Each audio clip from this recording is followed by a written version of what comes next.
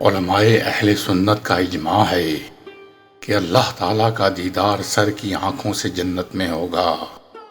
معتزلی، زیدی اور خارجی اس مسئلے میں ہمارے خلاف ہیں، اور دیدار کے منکر اس پر بھی اجماع ہے کہ جو کچھ اللہ تعالیٰ نے جنت و دوزخ، لوح و قلم، حوض و کوثر، پل صراط، شفاعت و میزان، حور اور جنت کے محلات، قبر کا عذاب اور منکر نکیر کا سوال اور مر جانے کے بعد دوبارہ اٹھنے کے متعلق بیان کیا ہے، اور رسول اللہ صلی اللہ علیہ وآلہ وسلم نے اس کی خبر دی ہے۔ ان کا زبان سے اقرار اور دل سے ماننا ضروری ہے۔ اس پر بھی ایمان لانا ضروری ہے کہ جنت اور دوزخ باقی اور رہنے والی ہیں، اور جنت والے ہمیشہ عیش و آرام میں رہیں گے، اور جہنمی ہمیشہ ہمیشہ عذاب میں۔ اس پر بھی اجماع ہے کہ اللہ تعالیٰ بندوں کے کاموں کا بھی پیدا کرنے والا ہے، جیسا کہ ان کی ذاتوں کا ارشاد ہوتا ہے، اور اللہ نے تمہیں پیدا کیا اور تمہارے اعمال کو، لیکن کسب کرنے والا بندہ ہے۔ اس پر بھی اجماع ہے کہ تمام مخلوق اپنی موت کے وقت پر مرتی ہے، اور فرما برداری، نافرمانی، ایمان لانا اور کفر اختیار کرنا، یہ سب اللہ تعالیٰ کی قضاء و قدر سے ہے، لیکن خدائے برتر اور بزرگ بندوں کے کفر اور گناہ گاری سے راضی نہیں، اور اس حقیقت کے بعد اللہ تعالیٰ پر کسی شخص کو کوئی حجت نہیں۔ علماء اہل سنت نے ہر مسلمان کی ابتدا میں نماز جائز قرار دی ہے۔ نیکیوں کے سبب سے اہل سنت نے محض اپنی اٹکل سے کسی خاص شخص کو قطعی جنتی نہیں کہا، اگرچہ وہ بہت زیادہ ہوں، اور نہ کسی خاص شخص کی بدکاریوں کی باعث اس کو جہنمی قرار دیا، اگرچہ بدکاریاں بکثرت ہوں۔ تمام اہل سنت اللہ تعالیٰ کی نازل فرمائی ہوئی کتابوں پر اور اس کے رسولوں پر ایمان لائے ہیں کہ تمام نبی اور رسول دوسری مخلوق سے بہتر، اور جناب محمد رسول اللہ صلی اللہ علیہ وآلہ وسلم تمام رسولوں اور انبیاء سے افضل و برتر ہیں، اور اللہ تعالیٰ نے پیغمبری آپ پر ختم فرما دی ہے۔ اس پر بھی اہل سنت کا اجماع ہے کہ نبیوں کے بعد دوسری تمام مخلوق میں بہتر حضرت ابو بکر صدیق، ان کے بعد حضرت عمر فاروق، ان کے بعد حضرت عثمان ذو النورین، اور ان کے بعد شیر خدا حضرت علی المرتضیٰ رضی اللہ تعالی عنہم ہیں، اور ان سب کے بعد وہ لوگ ہیں جو عشرہ مبشرہ میں باقی بچتے ہیں۔ ان 10 کو رسول خدا صلی اللہ علیہ وآلہ وسلم نے جنت میں داخلے کی بشارت دی ہے، اور بالیقین یہ فرمایا کہ یہ جنت میں ہیں۔ شرح عقائد میں لکھا ہے کہ 3 شخص اور ہیں جن کے جنتی ہونے اور ایمان پر خاتمہ ہونے کی یقینی خبر جناب رسول خدا صلی اللہ علیہ وآلہ وسلم نے دی ہے۔ ایک حضرت فاطمہ کو، ان کو جنت کی عورتوں کا سردار کہا ہے، دوسرے حضرت حسن، اور تیسرے حضرت حسین رضی اللہ تعالی عنہم،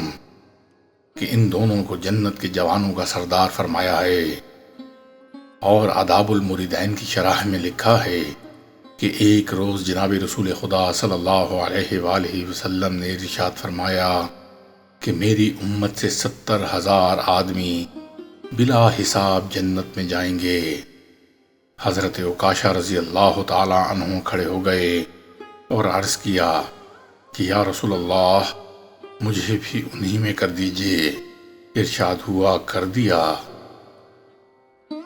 اس پر بھی اجماع ہے کہ تمام پیغمبر علیہم السلام تمام فرشتوں سے بہتر ہیں، اور فرشتوں کو آپس میں ایک دوسرے پر فضیلت ہے، جس طرح پیغمبروں اور مسلمانوں میں۔ اس پر بھی اتفاق رکھتے ہیں کہ کامل ایمان یہ ہے کہ آدمی زبان اور دل سے تصدیق اور اعضاء سے عمل کرے، لہذا جو شخص زبان سے اقرار نہ کرے وہ کافر اور جو دل سے نہ مانے وہ منافق، اور جو اعضاء بدن سے کام نہ لے وہ فاسق ہے۔ نیز اللہ تعالیٰ کا دل سے پہچاننا اور زبان سے بلا وجہ اقرار نہ دینا دنیا میں مفید نہیں۔ ہاں، وہ ایمان جو زبانی اقرار سے ثابت ہوتا ہے کسی زیادتی اور کمی کو قبول نہیں کرتا، البتہ ہاتھ پیروں وغیرہ کے کاموں میں زیادتی اور نقصان پایا جاتا ہے، اور دل سے تصدیق میں کمی نہیں، زیادتی ضرور ہے۔ اس پر بھی اجماع ہے کہ مزدوری، تجارت اور صنعت مباح ہے، جبکہ نیکی اور پرہیزگاری پر مدد کی خاطر ہو، مگر شرط یہ ہے کہ روزی حاصل کرنے کی جگہوں کو رزق حاصل کرنے کا سبب نہ جانے۔ اس پر بھی اجماع ہے کہ حلال کا حاصل کرنا فرض ہے، اور دنیا حلال سے بھی خالی نہیں۔ جس طرح حلال رزق ہے، حرام بھی رزق ہے، اور اس مسئلے میں معتزلی ہمارے خلاف ہیں۔ وہ کہتے ہیں کہ حرام رزق نہیں۔ اللہ تعالیٰ کے لیے دوستی اور اسی کے لیے دشمنی ایمان کے بہترین کاموں میں سے ہے۔ اس پر بھی اجماع ہے کہ اللہ والوں کی کرامتیں پیغمبروں کے وقت میں بھی ظاہر ہو سکتی ہیں اور دوسرے اوقات میں بھی۔ شریعت محمدی وہ بے عیب اور سیدھا راستہ ہے جس پر حضرت رسول خدا صلی اللہ علیہ وآلہ وسلم بنفس نفیس اور اپنی امت میں سے لاکھوں ولیوں، صالحوں اور شہیدوں اور حق پسندوں کو لے کر چلے۔ اسے شکوک و شبہات کے خس و خاشاک اور کانٹوں سے پاک کیا، اس کی نشانیوں اور منازل کو مقرر اور واضح کیا، ہر قدم پر ایک نشان قائم کیا، اور ہر سرائے میں توشہ راہ رکھا، اور ڈاکوؤں سے حفاظت کے لیے قوی قافلہ سالار ہمراہ کیا۔ تو اگر کوئی ہوس کا بندہ، دین میں نئی باتیں تراشنے والا کسی دوسرے راستے پر بلائے، مسلمانوں کو چاہیے کہ اس کی بات پر کان نہ دھریں اور سچے دین کی حمایت میں اس کو دھتکار دینا اپنے فرائض میں شمار کریں۔ آخر یہ اہل بدعت و ضلالت وہی تو فرقہ ہے جو اپنے آپ کو اسلام کے لباس میں محض دھوکہ دہی کی خاطر ظاہر کرتا ہے، اور اپنے خراب عقیدوں کو سینے میں چھپائے رکھتا ہے، اور ظاہر میں مسلمانوں میں گھلا ملا رہتا ہے، اور خود کو حق آگاہ عالموں کی صورت میں ظاہر کرتا ہے، اور جب موقع پاتا ہے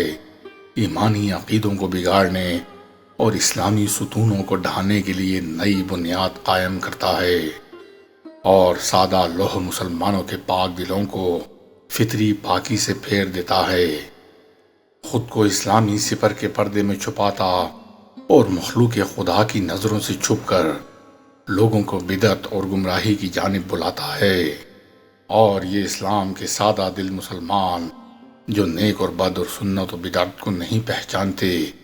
ان کی فصاحت بھری باتوں اور بلاغت سے پر کلموں پر بھول کر دین کے دشمن اور شیطان کے ساتھی بن جاتے ہیں۔ اور جب علماء دین اور بزرگان اسلام کے علم کی روشنی سے ان کی گمراہی کی تاریکیاں چھٹ جاتی ہیں، تو لا محالہ یہ لوگ اہل شریعت کو اپنا دشمن بنا لیتے ہیں، اور اللہ والے علماء جو حقیقتاً آسمان اسلام کے ستارے ہیں، لوگوں کو ان انسانی شیطانوں سے محفوظ رکھتے ہیں، اور ان کے نورانی سانس شہاب ثاقب کی طرح شریعت کی ان اچکوں کو چاروں طرف ہانک دیتے ہیں، اور ان کو پتھراؤ اور سنگ اندازی سے متفرق کر دیتے ہیں۔